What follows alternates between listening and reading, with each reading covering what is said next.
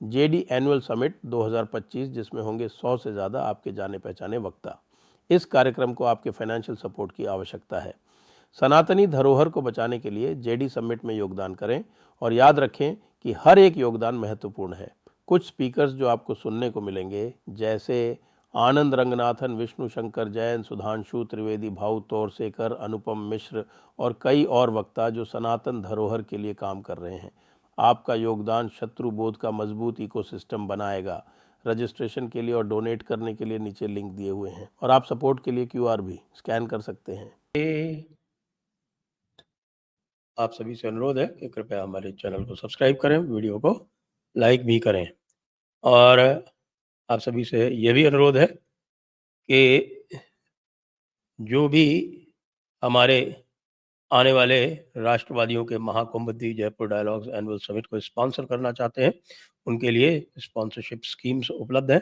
कृपया नीचे जाकर डिस्क्रिप्शन में देखें। आखिरकार सोनम वांगचुक गिरफ्तार हो गए।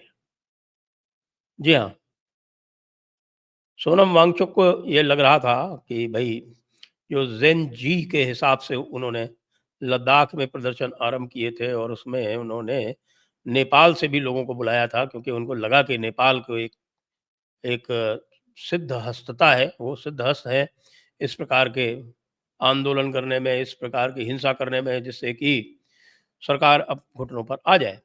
वो नेपाल और भारत का जो मूल अंतर है वो भूल गए थे और आज उनको यह अंतर अच्छी तरह से बता दिया गया है। यानी कि जिन धाराओं में गिरफ्तार किया गया है सोनम वांगचुक को, उसमें इनको रिलीफ मिलना आसानी से बड़ा ही कठिन है। जो मेरे सोर्सेज बता रहे हैं, अभी तक जिस समय मैं ये रिकॉर्ड कर रहा हूँ उस समय तक अभी पूरी स्पष्टता नहीं है कि कौन सी धाराएं लगाई गई हैं, लेकिन जो मेरे सूत्र बता रहे हैं ब्यूरोक्रेसी से और पुलिस से, वो ये कह रहे हैं कि भाई नेशनल सिक्योरिटी एक्ट भी लगा दिया गया है। नेशनल सिक्योरिटी एक्ट का मतलब है कि भाई national security act preventive detention का होता है। डिटेंशन होता है जिसमें on ground of national security उनको किया गया है और क्योंकि on ground of national security किया गया है, इसलिए जो राष्ट्रद्रोह की, राजद्रोह तो अब हटा दिया गया, अब राष्ट्रद्रोह की जो धारा 152 है बीएनएस की, वो राष्ट्रद्रोह की धारा 152 भी लगा दी गई है, जिसमें 7 साल से लेकर और आजीवन कारावास तक का प्रावधान है। अभी देखना यह है कि यूएपीए भी लगता है या नहीं लगता है, क्योंकि यदि यूएपीए भी लग गया तो आप समझ लीजिए कि मामला गया, बिल्कुल पूरी तरह से फिनिश हो गया। वैसे भी एनएसए लगेगा या पीएसए भी लग सकता है, जो कि जम्मू कश्मीर के पार्ट होने के कारण पुराना जो पब्लिक सेफ्टी एक्ट जो जम्मू कश्मीर में आज भी है वो लद्दाख में भी है, वो भी लग सकता है। तो पीएसए या एनएसए में से एक लगेगा। फिर और भी धाराएं लगाई गई हैं। प्रोवोकेटिव स्पीच की धाराएं लगाई गई हैं। धारा 192, हालांकि धारा 192 कॉग्निजेबल अवश्य है, जिसमें पुलिस बिना वारंट के गिरफ्तार कर सकती है, लेकिन वो बेलेबल है।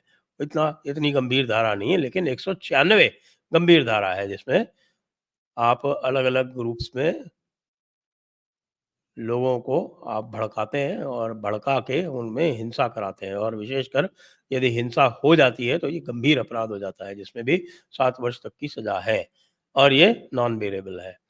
तो भाई सोनम वांगचुक को अब ये पता चलेगा कि भारत नेपाल नहीं है, कि भारत में कानून का राज है और ये कानून का राज पूरी तरह से कायम है। नेपाल में क्या हुआ था? नेपाल में केवल एक शहर को यदि आप काबू कर लेते हैं तो पूरा नेपाल आपके कब्जे में आ जाता है। तो नेपाल वालों ने यही ट्राई किया था। नेपाल वालों ने सीधे उठा के काठमांडू पर कब्जा कर लिया और काठमांडू पर कब्जा करने से लगभग पूरा नेपाल उनके कब्जे में आ गया। लेकिन भारत में तो ऐसा आप कर नहीं सकते। आपने दिल्ली के ऊपर कब्जा करने का प्रयास किया था, लेकिन उससे क्या हुआ था?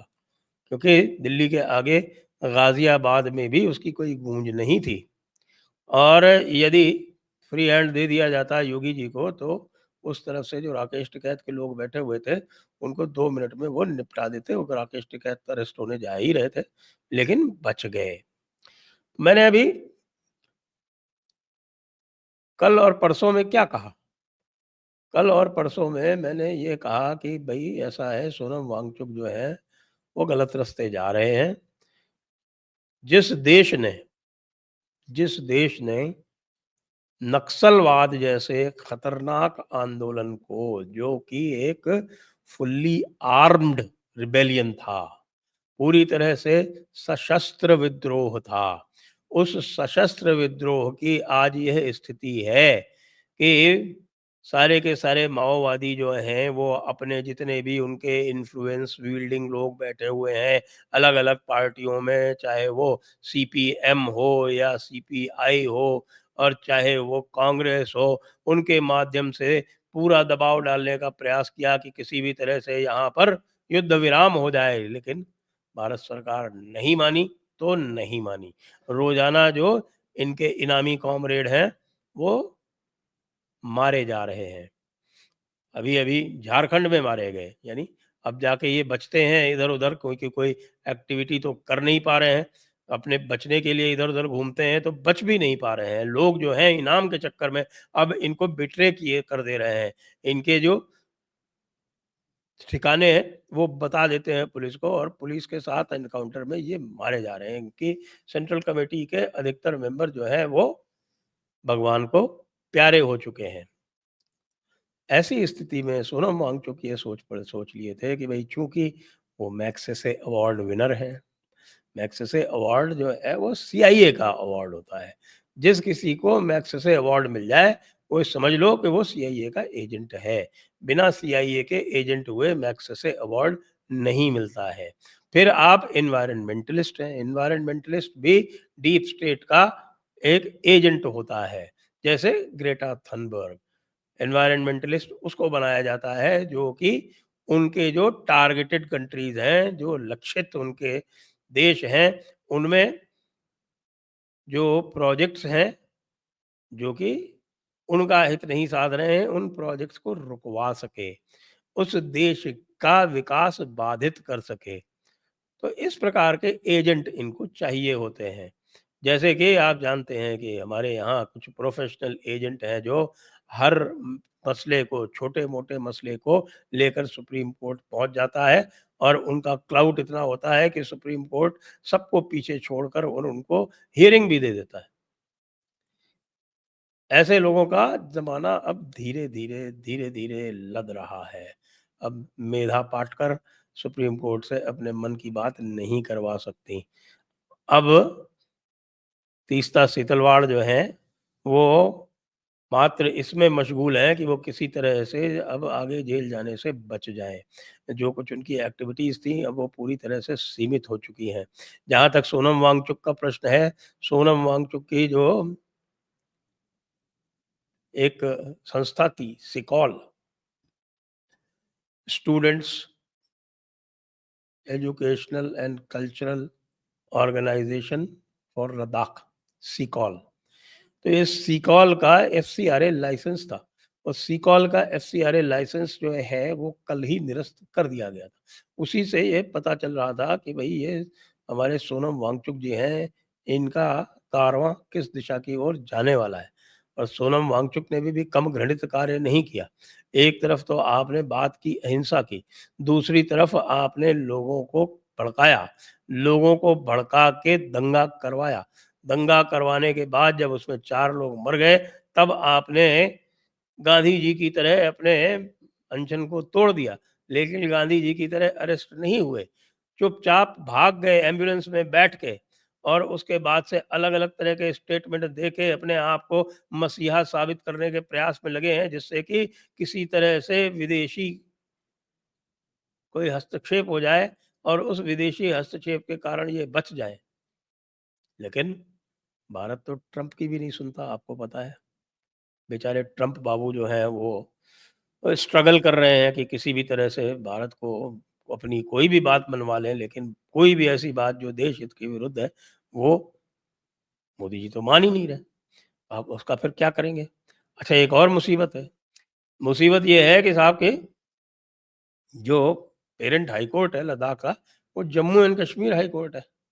तो Jammu and Kashmir high court में जो धाराएँ लगी हैं ना, वो इन धाराओं को रोज़ डील करते हैं, क्योंकि आप जानते हैं जम्मू कश्मीर आतंकवाद का सबसे बड़ा अड्डा है। तो वहाँ इस प्रकार के लोगों को आतंकवादी के रूप में ही कोर्ट ट्रीट करता है। जम्मू कश्मीर हाई कोर्ट से किसी भी प्रकार का कोई रिलीफ मिल जाए, ये लगभग असंभव है। तो सोनम वांगचुक जी लंबे समय के लिए जा रहे हैं, और जो जेन ज़ी वाले लोग प्रयास कर रहे हैं, उनके लिए एक काफ़ी अच्छा ये संदेश है। और ये संदेश उनके लिए भी है, ये जो आई लव मोहम्मद वाले जो हैं, या आई लव मोहम्मद वाले जो हैं, वो भी भारत सरकार की शक्ति को सीधे-सीधे चुनौती दे रहे हैं। मैंने सुना कि कुछ लोग जो हैं वो महाराष्ट्र में खड़े होके कह रहे हैं, यानी महाराष्ट्र की मुस्तफ़ा मस्जिद है, उसके सामने खड़े होके कह रहे हैं कि यदि योगी की हिम्मत हो तो यहाँ आ जाए भाई, योगी की हिम्मत हो तो वहाँ आए या ना आए, लेकिन तुमको उत्तर प्रदेश योगी अवश्य बुला सकते हैं, ये ध्यान रखना। और ये ध्यान नहीं रखोगे तो बहुत पछताओगे। जिस तरह से इस समय सोनम वांगचुक जार-जार रो रहे हैं, बहुत पछता रहे हैं, और कह रहे हैं कि साहब कि नहीं-नहीं, हमारा तो शांतिपूर्ण आंदोलन था, और कुछ लोगों के इसका फ़ायदा उठाया और लोगों को भड़काकर अशांति भड़का दी। लेकिन सोनम वांगचुक अकेले नहीं जाएँगे, वो जो काउंसलर हैं कांग्रेस के, वो भी अंदर जाएँगे, उनसे पूछताछ भी होगी, और यदि पता चला कि भई लिंक ऊपर तक है, तो ऊपर वाले ये ना सोच लें कि उन्होंने यदि किसी भी तरह से इस हिंसा को भड़काने में कोई भी प्रत्यक्ष या अप्रत्यक्ष पात्र अदा किया है, तो वो बच जाएँगे। यानी कि देर आयद, दुरुस्त आयद। जय हिंद, जय भारत, वंदे मातरम।